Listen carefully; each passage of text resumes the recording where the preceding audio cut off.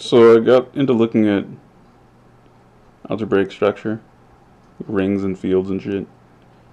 And what a fucking clusterfuck. Jesus goddamn Christ.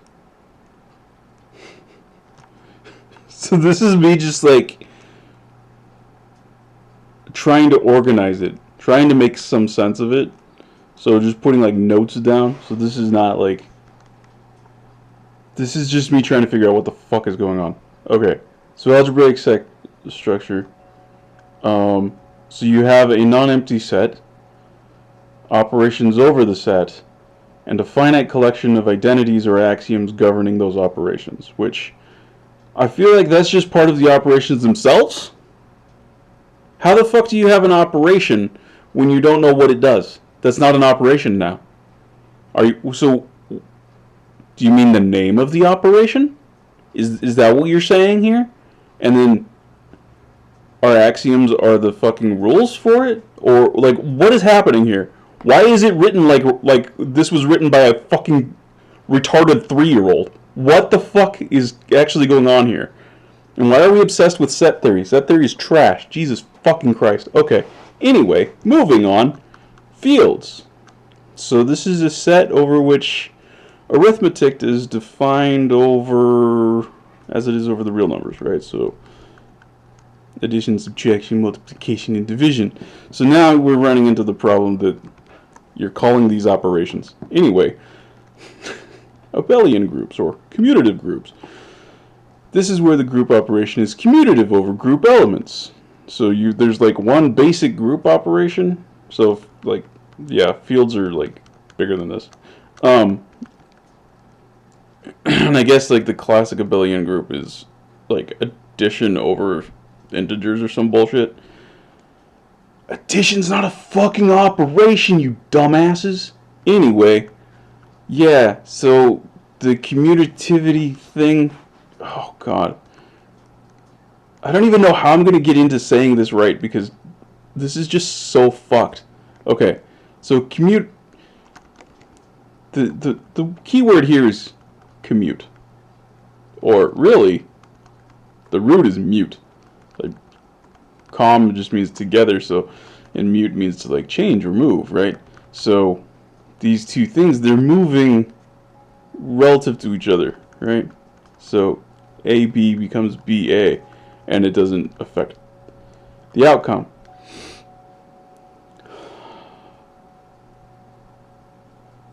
Yeah. This is when you're using the same unit, it always works this way.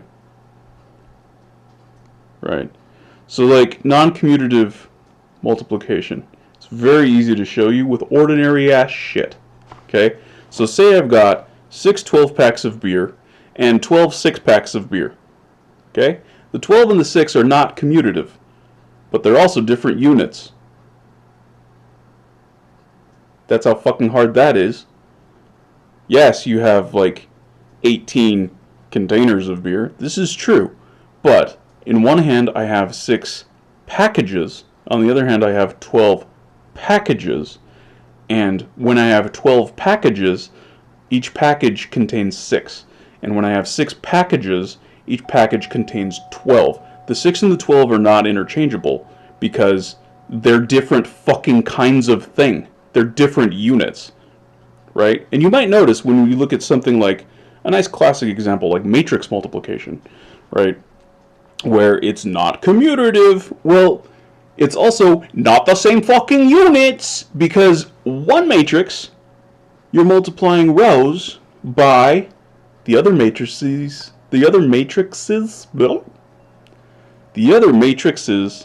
columns. One is rows, one is columns. You're doing something fucking different. If you know what, if you just noted somewhere on the matrix which one you're doing, like you indicated its unit, now it would be commutative, wouldn't it? Right? How many 12 packs do you have? 6. Look at that, I changed the order. Isn't that amazing? Huh. 12 came first even though it was... Oh. Yeah. The same shit applies. It's not commutative because you're not doing it right. Anyway, rings. Ring is an abelian group whose group operation is addition. Well, look at that.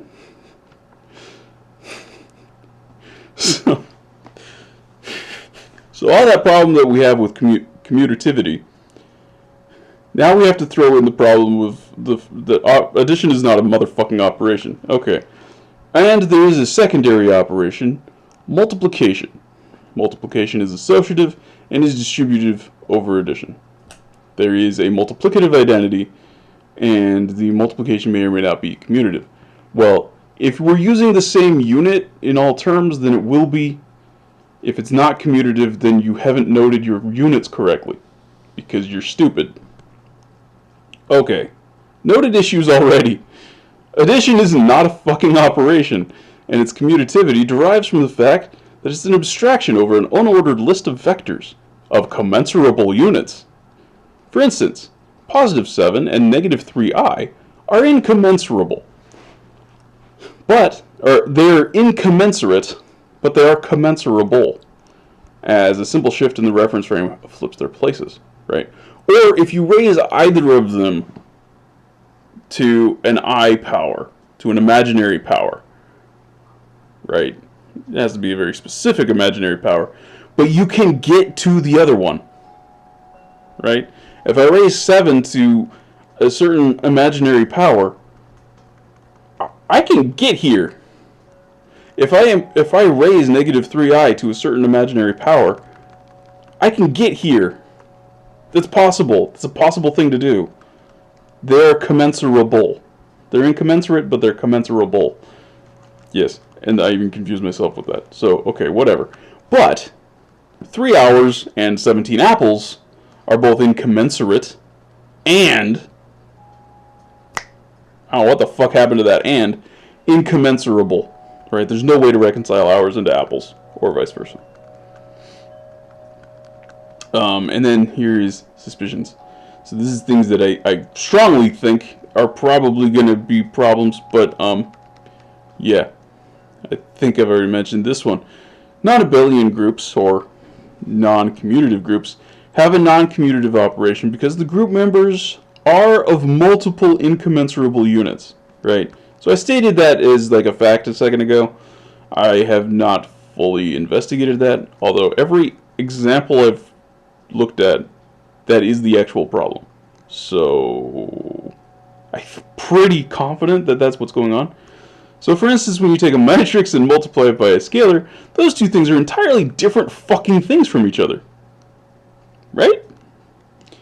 So when we change the scalar into another matrix, it should be expected that even though we now have two matrices multiplied together, they're referring to fundamentally different sorts of things. Right?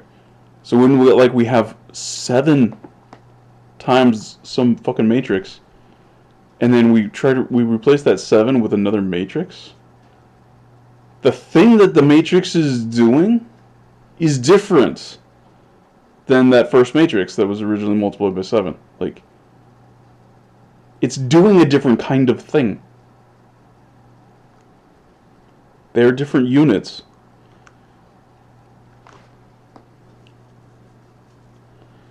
They're referring to fundamentally different things. And a simple way to mark those different meanings is to encode it into the word order, thereby introducing non-commutativity, right?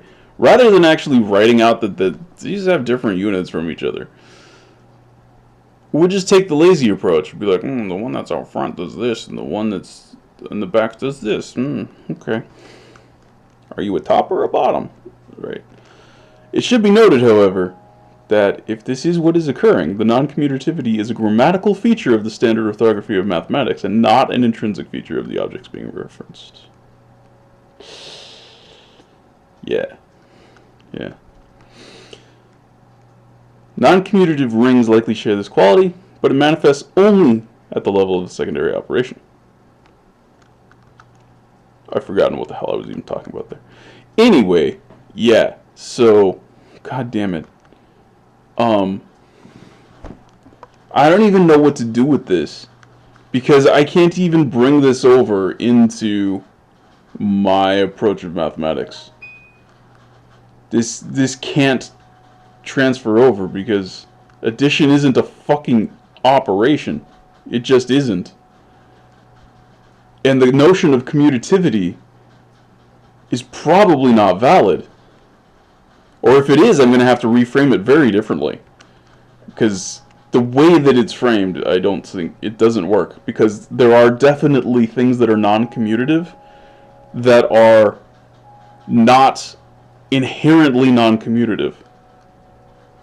Right? Everything that I've identified, that I've actually looked at that is non-commutative, is non-commutative because it's being handled wrong, not because it's actually non-commutative.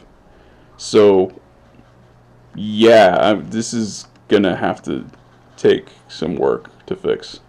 What the fuck? Anyway.